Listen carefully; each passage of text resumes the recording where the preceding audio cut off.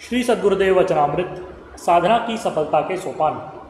कल हम पढ़ रहे थे कि एक महात्मा जी ने आकर के श्री रघुनंदन प्रसाद जी से कहा कि भाई तुम्हें जो कुछ भी मिलेगा वो यहीं मिलेगा, पर तुम यहाँ रह नहीं पाओगे, क्रोध और अहंकार के कारण यहाँ से चले जाओगे। उसके कुछ दिन बाद रघुनंदन प्रसाद हमारे पास से चले गए, ऐसा गुरुजी बतलाते हैं। ऋषिकेश से ऊपर किसी पहाड़ की गुफा में वह जाकर के बैठ गया और पहाड़ ऊपर से टूट गया और उसमें वह दब गया। पहाड़ के लोगों ने उसे देख लिया था, खोद खोद करके 2-3 दिन में उसे निकाला। थोड़ी थोड़ी सांस आ रही थी। खैर उसकी ज़िंदगी बच गई। उसके बाद वह लौट करके मेरे पास आया। मैं उसे पहचान भी नहीं पाया। मैंने पूछा कि तुम कौन हो, कहाँ से आए हो? वो कहने लगा कि गुरुदेव मैं आपका बच्चा रघुनंदन प्रसाद हूँ, आप मुझे पहचान नहीं रहे। मैंने कहा कि अरे रघुनंदन प्रसाद तुम्हारी ये क्या हालत हो गई? वो कहने लगा कि गुरुजी मैं पहाड़ के नीचे दब गया था, बड़ी मुश्किल से बचा हूँ। इसके बाद वो मुझसे दूर दूर रहने लगा और फिर फिरोज़ाबाद में अपना आश्रम कायम कर लिया। अभी पिछले वर्ष 13 मई को उसने शरीर छोड़ दिया है। मेरे कहने का अभिप्राय यह है कि उसने हमारे बताए नियम के अनुसार नियमानुवर्तिता से साधनाएं की और साधना के फलस्वरूप उसे ऊंची स्थिति प्राप्त हुई।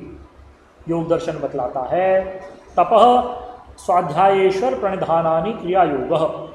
मनुष्य पहले तप करे, उस तप के अंदर ब्रह्मचर्य से रहे, आहार विहार पर संयम रखे, नैतिक व्यायाम करे, तब से दूरदर्शन दूरश्रवण आदि योग्यताएं स्वतः आती हैं। इसलिए साधक ब्रह्मचर्य का पालन करे, आहार विहार को युक्त रखे और तीसरी बात ये कि ज़्यादा बकबक झकझक ना करे। चौथी बात अपनी नियमानुवर्तिता का पक्का रहे, उसमें विघ्न बाधा ना आए। तप के साथ साथ मंत्र जप जुड़ा है। मंत्र जप से इष्ट देव के दर्शन होते हैं। ऋषि मुनि और देवता स्वाध्यायशील व्यक्ति को दर्शन दे करके वरदान आदि देते हैं। जो मनुष्य तप पूर्वक स्वाध्याय करते हैं उसका परिणाम यह निकलता है कि रजोगुण और तमोगुण खत्म हो जाते हैं, सतोगुण का विकास तो हो जाएगा और उसके बाद स्वतः ही ईश्वर प्रणिधान भी हो जाएगा। ईश्वर को आत्मसमर्पण की भावना तप और स्वाध्याय से ही आती है। ईश्वर महायोगी हैं, उनके संकल्प से शक्तिपात से योगी को समाधि होती है। इसी के उदाहरण हैं तुलसीदास, ब्रज गोपिकाएँ, नरसिंह मेहता आदि आदि। तो इसलिए नियमानुवर्तिता से ही ये सब कुछ होगा। हमारे पास बहुत बच्चे आते हैं जिनकी भावना रहती है कि हम कुछ कर दें, किंतु पड़े रहने से साधना बनती नहीं। साधना बनेगी सद्गुरुदेव के कंट्रोल में हाथ के नीचे बैठ कर के करने से। नियमावली बनाएंगे गुरुदेव और तुम उस नियमावली का पालन करो। तीसरी बात, भोग विलास को छोड़ दो। जो लोग ब्रह्मचर्य व्रत का पालन करके नियमावली का पालन करेंगे उनके अंदर अवश्य शक्ति पैदा हो जाएगी और वे अवश्य ही पूरे हो जाएंगे। ऐसा नहीं कि कोई ना बने, किंतु बनने वाला तो अधिकारी ही हो। यदि एक व्यक्ति आकर के तरह तरह के प्रश्न करता है कि खेचरी कैसे करनी चाहिए, वज्रोली कैसे करनी चाहिए, आजकल लोगों ने वज्रोली को भोग विलास का साधन मान लिया है। अपने मूत्रेंद्रिय में सलाई आदि घुमा लेते हैं। इससे भोग विलास का सामर्थ्य तो बढ़ जाता है और वे भोगी बन जाते हैं। ये नहीं होता कि वो पारे और वीर्य की गोली बना करके भृकुटी में पहुंचाएं और समाधि लग जाए। ऐसा कोई नहीं कर पाता। इतना प्राणायाम नहीं होता, इतनी योग्यता नहीं होती। इसलिए अपनी नियमावली पर जो चलता है, चाहे वो हठ योग की साधना करे या राजयोग की, नियमानुवर्तिता दोनों के लिए ही आवश्यक है। हमें इस कलिकाल में तो हठ योग या प्राणायाम करने वाला कोई दिखता ही नहीं। हमारे पास प्राणायाम करने वाले अनेकों लोग आए, हमने उनको प्राणायाम का उपदेश भी किया, किंतु वे आगे नहीं बढ़ पाए। हमने अपने कई ब्रह्मचारियों को प्राणायाम कराने चाहे, खूब घी आदि खिलाया, किंतु वे सफल नहीं हुए, प्राणों पर नियंत्रण नहीं कर पाए। केवल मात्र एक लड़का जम्मू का संसार सिंह निकला जिसने प्राणायाम किया और सफलता पाई। उसको भी प्राणायाम से दूरदर्शन दूरश्रवण आदि की योग्यताएँ आई। इसलिए देखो, अब हम 2-3 दिन और यहाँ रहेंगे, फिर अपने अगले कार्यक्रमों में जाएंगे। मैं तुम्हें योग सिद्धांत तो अपनी ओर से समझाने की कोशिश करता हूँ, किंतु तुम लोग कितना चल पाते हो ये अलग बात है। मैंने अपने हर गृहस्थी बच्चे को बतलाया कि सुबह 3:45 बजे उठो, थोड़ा जल पियो, शौच आदि जाकर के नहाओ, शरीर को खुरदुरे अंगोछे से रगड़ रगड़ के साफ करो ताकि रोमकूप खुल जाएं। फिर प्रभु जी की आरती करो, जिसके बाद 1 घंटे जीवन तत्साधन करो। इतना करने के बाद 2 घंटे गुरुमंत्र का जप करो और ज़्यादा नहीं तो कम से कम आधा घंटा ध्यान का अभ्यास करो। ये प्रातःकाल की नियमावली है। दिन में अपने अपने काम करो, सायंकाल के समय निकाल करके 2 घंटे मंत्र जप फिर से करो। रात्रि भोजन करने के बाद शवासन से मंत्र जप करते हुए 9 साढ़े 9 बजे तक सो जाओ। इस प्रकार से तुम्हारा ध्यान लग जाएगा। देखो, तुम सबने गर्भावस्था में प्रतिज्ञाएं की हैं। मनुष्य गर्भावस्था में प्रतिज्ञा करता है कि यदि इस नरक से छूट जाऊं तो नारायण की ही शरण लूँगा, महेश्वर की शरण लूँगा, योग साधना करूँगा। किंतु संसार में आते ही मानव इन प्रतिज्ञाओं को भूल जाता है। मैंने कल तुम्हें भर्तृहरि का एक श्लोक सुनाया था, जिसका भावार्थ था कि रोज़ सूर्य निकलता है और शाम को अस्त हो जाता है। मनुष्य की आयु का एक दिन कम हो जाता है। संसार में अपने नाना प्रकार के धंधों में व्यस्त रहने के कारण हमें इस समय का ज्ञान नहीं हो पाता। हम रोज़ सुनते हैं कि अमुक मर गया, अमुक पैदा हो गया, किंतु हमारे मन में कोई भय उत्पन्न नहीं होता। ये ख्याल नहीं आता कि आज हम बोल रहे हैं, किंतु कल ऐसा भी समय आएगा जिसमें ये बोलना बंद हो जाएगा, हम कुछ कह भी नहीं पाएंगे।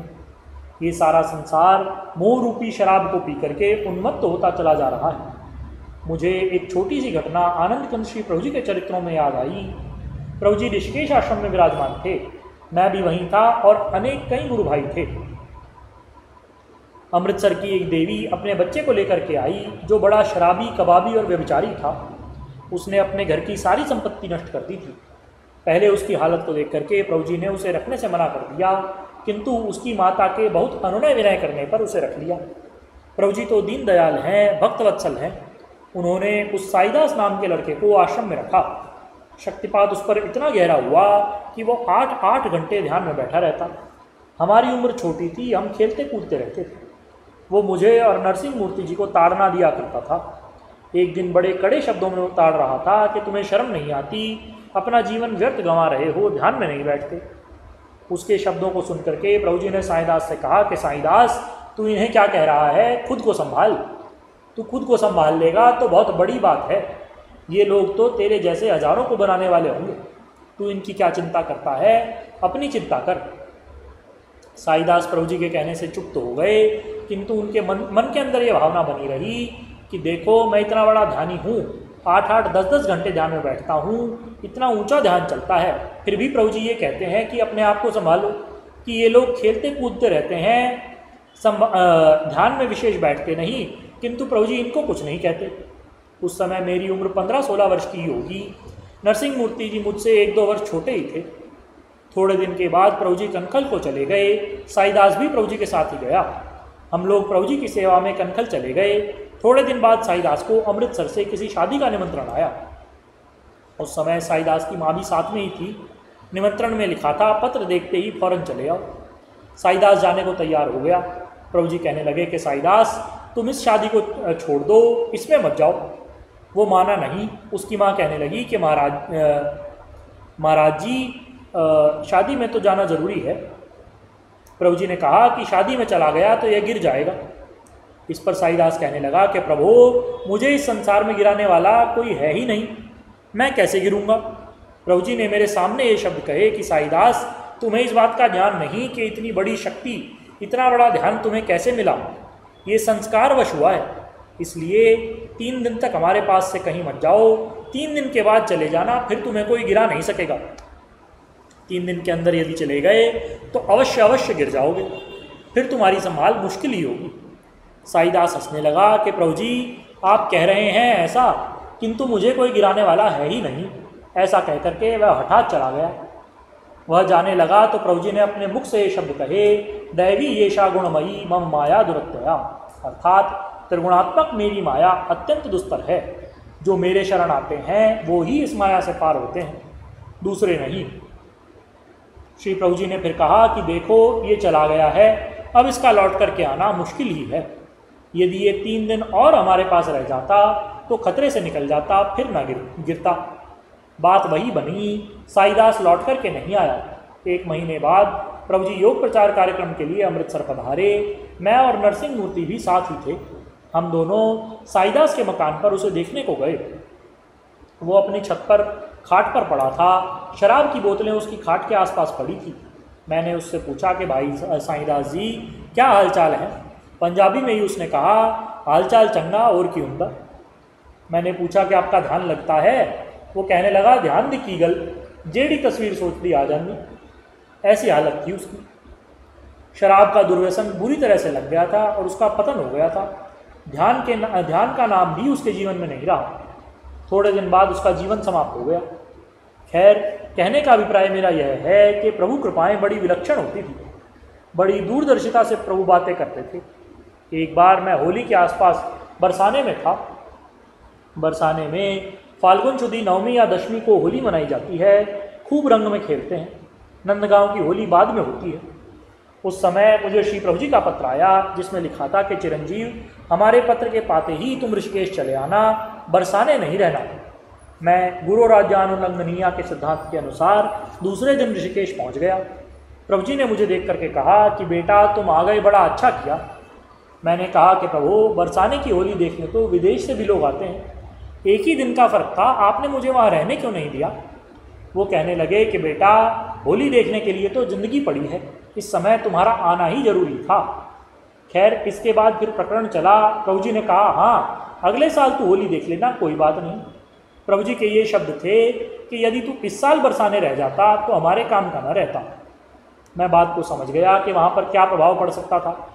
मैंने आज्ञा का पालन किया, फलस्वरूप उनकी कृपा बनी रही। जब तक मनुष्य अंतर जगत में प्रवेश नहीं करता तब तक बाह्य वृत्तियाँ विचलित करती रहती हैं। इसलिए तुम अपने आप को ध्यान की ओर लगाओ, यही मनुष्य के कल्याण का मूल साधन है। सबको बार बार आशीर्वाद।